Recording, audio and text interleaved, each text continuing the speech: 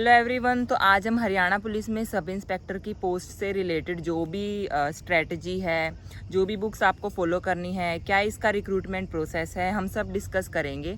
तो आज ये specially Haryana police sub inspector से रिलेटेड वीडियो है। तो चलिए स्टार्ट करते हैं। रिक्रूटमेंट प्रोसेस के बारे में डिस्कस करेंगे कि कैसे क्या ये रिक्रूटमेंट होती है, क्या इसका प्रोसेस है, कैसे क्या है। चलिए डिस्कस करते हैं। तो सबसे पहले आपका रिटन एग्जाम होगा। रिटन एग्जाम वो आपका होगा 80 नंबर का होगा। 100 नंबर के क्वेश्चन, मतलब 100 क्वेश्चन आएंगे, 80 नंबर का आपका पेपर होगा। 0.8 मार्क्स का हर क्वेश्चन होगा आपका, कोई नेगेटिव मार्किंग नहीं होती है इसमें। 1.5 घंटे का आपका पेपर होता है। 100 क्वेश्चन होते हैं। और जो 20 नंबर है ना, वो आपको स्पेसिफिक क्राइटेरिया पे ही मिलते हैं। मतलब अगर आपने हायर एजुकेशन कर रखी है, आपने पोस्ट ग्रेजुएशन वगैरह कर रखी है, उसके लिए मिलते हैं 10 नंबर। तो और 10 नंबर मिलते हैं, मान लो कोई विडो है या फिर किसी के फादर नहीं हैं, या फिर वो कोई नोटिफाइड ट्राइब है हरियाणा की, उसको मिलते हैं, या फिर कोई कॉन्ट्रेक्चुअल बेसिस पे एम्प्लॉय है, उसको मिलते हैं। तो ये वाली कुछ कैटेगरी उन्होंने बना रखी है, वो उनको ही मिलते हैं वो 20 नंबर। तो वो 20 नंबर अगर आप उसमें फॉल इन करते हैं तो आपको वो फिल करना है। जब आपके फॉर्म आपको फिल करने होंगे तो आपको बेनिफिट मिल सकता है एक्स्ट्रा। तो ऐसे आपका 100 नंबर का टोटल आप रिटन एग्जाम मानेंगे अपना, जिसके बेस पे ही आपकी क्या है, फाइनल मेरिट लिस्ट भी बनेगी। मतलब जो ये आपके 100 नंबर हैं, यही हैं आपके मेरिट लिस्ट। मतलब आपकी जो मेरिट लिस्ट है वो इन 100 नंबर पे ही बनेगी। तो आपको मैक्सिमम स्कोर करना है इसी में ही, क्योंकि आपका जो फाइनल सिलेक्शन होना है वो इन नंबर के बेस पे ही होगा। तो आपका जब ये हो जाएगा रिटन एग्जाम, रिटन एग्जाम के बाद चलिए आपका होगा फिर फिजिकल, मतलब फिजिकल पीईटी होगा। तो चलिए पीईटी और पीएमटी के बारे में डिस्कस कर लेते हैं हम थोड़ा सा। पीईटी में आपका बस रनिंग होती है, इसमें मेल फीमेल सबके लिए। तो मेल की जो है आपकी रनिंग रहेगी 2.5 किलोमीटर की रनिंग है, जो कि आपको 12 मिनट में करनी है। फीमेल की आपकी 1 किलोमीटर की रनिंग है, जो कि आपको 6 मिनट में करनी है। और एक्स सर्विस मैन की भी 1 किलोमीटर रनिंग है, जो आपको 5 मिनट में करनी है। तो पीईटी में बस ये होता है। उसके बाद आपका पीएमटी होता है। पीएमटी में क्या होता है, पीएमटी में मेल के लिए आपकी चेस्ट एक्सपेंशन होती है। रिजर्व्ड और अनरिजर्व्ड दो कैटेगरी बना के चलते हैं ये मेल में। अनरिजर्व्ड में आपकी 83 सेंटीमीटर होनी चाहिए अनएक्सपेंडेड, और 4 सेंटीमीटर का आपका एक्सपेंशन होना चाहिए। रिजर्व्ड कैटेगरी में आपकी 81 सेंटीमीटर होनी चाहिए अनएक्सपेंडेड, और वही 4 सेंटीमीटर का आपका एक्सपेंशन होना चाहिए। और आपकी जो हाइट है वो 170 सेंटीमीटर है मेल कैंडिडेट के लिए, जो कि अनरिजर्व्ड है, और 168 सेंटीमीटर है रिजर्व्ड कैटेगरी। फीमेल कैंडिडेट की बात कर लेते हैं। फीमेल कैंडिडेट में भी वही अनरिजर्व्ड और रिजर्व्ड कैटेगरी इन्होंने बना रखी है। आपकी 158 सेंटीमीटर हाइट होनी चाहिए अनरिजर्व्ड कैंडिडेट्स के लिए, और 156 सेंटीमीटर है रिजर्व्ड कैंडिडेट्स के लिए। पीएमटी में आपकी सिर्फ और सिर्फ हाइट मेजर होती है फीमेल कैंडिडेट्स में। मेल में आपकी चेस्ट और हाइट मेजर होती है। ये जो आपका पीईटी है और पीएमटी है, ये क्वालिफाइंग है नेचर में, इनके आपको मार्क्स नहीं मिलते हैं, आपको सिर्फ क्वालिफाई करना होता है ये। तो चलिए अब हम ना उन 20 मार्क्स के बारे में बात कर लेते हैं जो आपको एडिशनल मिल सकते हैं। तो उनके 2 कैटेगरी उन्होंने बना रखी है, एक एजुकेशन के बेस पे बना रखी है, और एक सोशियो इकोनॉमिक और एक्सपीरियंस के बेस पे बना रखी है। तो एजुकेशन के बेस पे कैसे है, अगर आपके पास एनसीसी सर्टिफिकेट है, अगर सी सर्टिफिकेट है तो आपको मिलेंगे 3 नंबर, बी सर्टिफिकेट है तो आपको मिलेंगे 2 नंबर, अगर ए सर्टिफिकेट है तो आपको मिलेगा 1 नंबर। तो एनसीसी में आप मैक्सिमम 3 मार्क्स स्कोर कर सकते हैं, बचे 7 नंबर। अब 7 नंबर आपको मिलेंगे एजुकेशन के बेसिस पे।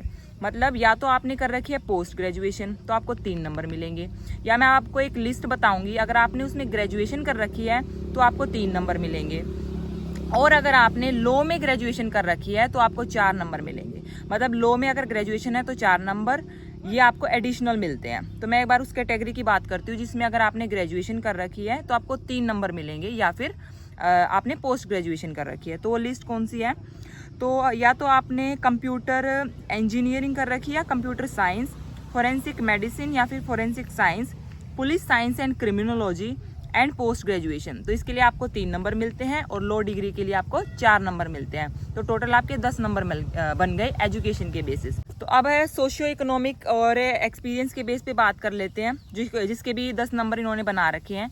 या तो आपके घर में कोई सरकारी नौकरी नहीं है, कोई भी नहीं है, मतलब या तो सेंट्रल गवर्नमेंट में या किसी भी स्टेट गवर्नमेंट में, मतलब वो किसी भी सरकारी नौकरी में नहीं है, तो 5 नंबर मिलते हैं आपको। या फिर उसका फादर, जो एप्लीकेंट है, उनके फादर की डेथ हो गई थी 42 ईयर से पहले ही, ठीक है, एक तो उसके लिए है। या फिर वो जो एप्लीकेंट है वो 15 साल की उम्र तक था या फिर उससे नीचे था जब उसके फादर की डेथ हुई थी। तो ये होता है एक। तो और एक होता है या एप्लीकेंट जो है वो एक विडो है, तो ये बेसिस होते हैं सोशियो इकोनॉमिक के, तो इसके बेसिस पे आपको नंबर मिलते हैं 5। और एक होता है एक्सपीरियंस के बेसिस पे, वो बताते हैं, स्पेसिफाई करते हैं कि पर्टिकुलर रीजन में आपको इतना एक्सपीरियंस चाहिए।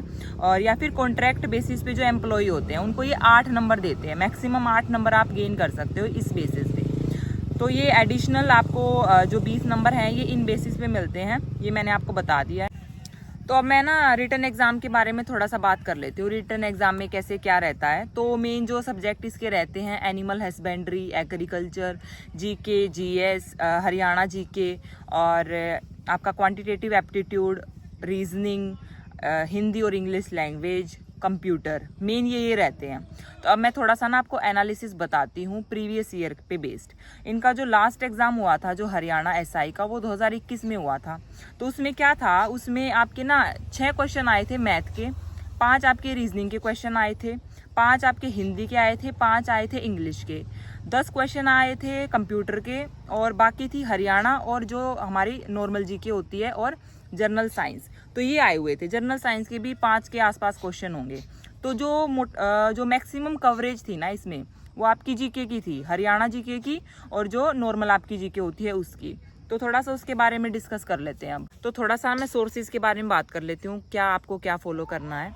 तो हरियाणा जीके की आपको कोई भी एक अच्छी सी बुक ले लेनी है, जैसे कि देखो ये आई हुई, आप ऑनलाइन भी सर्च करोगे ना, ऑनलाइन भी सर्च करोगे ना, आपको बहुत सारी बुक्स मिल जाएंगी जो आपको ठीक लगे।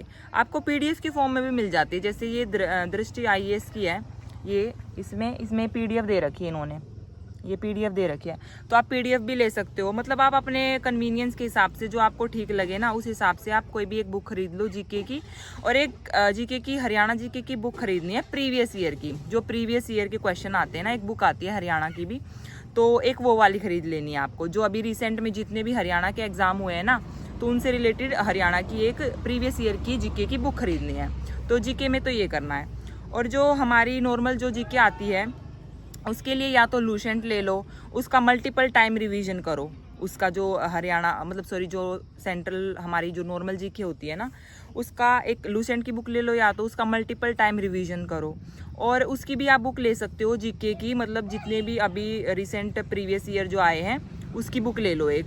देखो प्रीवियस ईयर तो करने ही हैं, जितने भी प्रीवियस ईयर है ना सारे करने हैं, जो रिसेंट अभी एग्जाम हुए हैं लास्ट 5 साल में, सभी के प्रीवियस ईयर अच्छे से करने हैं आपको। और आप एक लूसेंट फॉलो कर लेना। तो जीके में तो आपको ये करना है।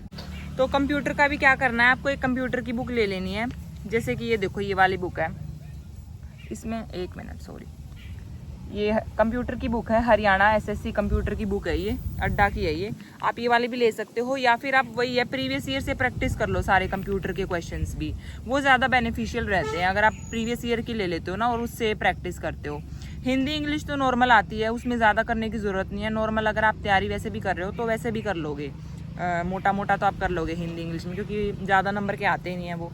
रीजनिंग आपकी नॉर्मली आती है, अगर आप एसएससी की तैयारी कर रहे हो नहीं भी कर रहे हो तो नॉर्मल जो छोटे छोटे कंसेप्ट है वो करके आप प्रीवियस ईयर ही प्रैक्टिस करो रीजनिंग में, उसमें ज़्यादा करने की ज़रूरत नहीं है। मैथ को भी आपको ऐसे ही करना है। अगर आप बिल्कुल बेसिक से, अगर आप एसएससी की भी तैयारी कर रहे हो साथ के साथ हरियाणा एसआई का भी दे रहे हो, तो मैथ के लिए भी कोई कोर्स ले लो किसी टीचर का, अगर आप 0 से कर रहे हो। एनसीईआरटी से आप कर सकते हो स्टार्ट, अगर आपको बिल्कुल बेसिक खुद से समझने हैं तो बहुत सारे सोर्सेज आपके पास, उससे आप कर सकते हो। तो मोटा मोटा आपको ये करना है। और मुझे कोई मतलब लगता है कि ये बुक इम्पॉर्टेंट है, ये आप कर सकते हो, तो मैं आपके साथ शेयर कर दूंगी शॉर्ट वीडियो बना के। बाकी आपको ये सब करना है। तो ये सब तो आपका हरियाणा एसआई का जो रिक्रूटमेंट प्रोसेस रहता है, जो सिलेबस रहता है। पर पता क्या है, हरियाणा एसआई में हम ये नहीं बता सकते कि एग्ज़ाम में क्या आएगा, थोड़ा सा अनप्रिडिक्टेबल होता है ये, इसमें आप प्रिडिक्ट नहीं कर सकते ये सब चीज़ें आएंगी। बट ये है कि मोटा मोटा आप ये कर सकते हो, लैंग्वेज हो गया, जो आपका मैथ्स हो गया, रीजनिंग हो गया, कंप्यूटर हो गया, और हरियाणा जीके हो गई, ये तो आपको पता है कि आएंगी ही आएंगी। तो ये आप अच्छे से कर लो अगर आपको फाइनल सिलेक्शन लेना है। और आपको क्वेश्चन सारे अटैम्प्ट करने हैं, क्योंकि नेगेटिव मार्किंग तो है नहीं। तो ऐसे आपको अपना जो तैयारी है वो करनी है। अब मैं शॉर्ट वीडियो में अपडेट करती रहूँगी सोर्सेज को कि आप ये फॉलो कर सकते हो, ये कर सकते हो। बाकी ये वीडियो जो है मेन रिक्रूटमेंट के बारे में थी। तो अपनी तैयारी अच्छे से करिए, क्योंकि वैकेंसी जल्दी आएंगी। तो ऑल द बेस्ट, अपनी तैयारी को अच्छे से अभी स्टार्ट कर दीजिए और अच्छे से करिए। All the best from my side, take care, okay bye.